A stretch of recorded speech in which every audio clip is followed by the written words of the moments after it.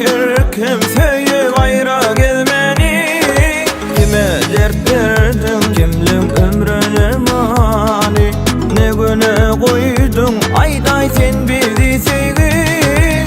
Yok seni sevmedim, ağlap gülmedim, baktım olmadı. Sevdin ama beni sevdi.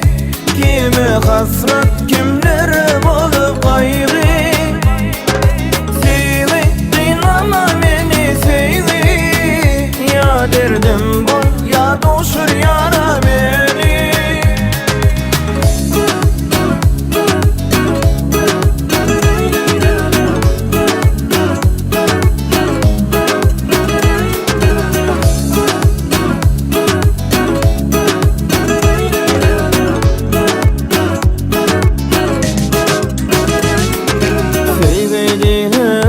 Kaptırmaz ekenim var.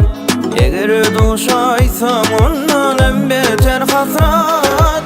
Kime dert verdim kimlim ömrüne mani.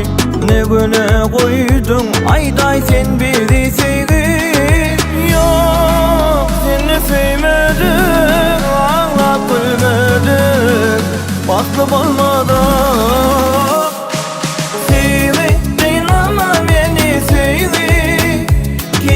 Hasret kimlere bolup gayrı.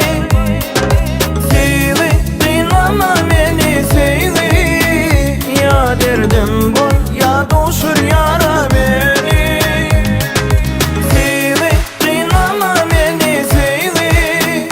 Kime hasret kimlere bolup gayrı. Sevdin ama beni sevdi. Ya derdim bol ya doşur ya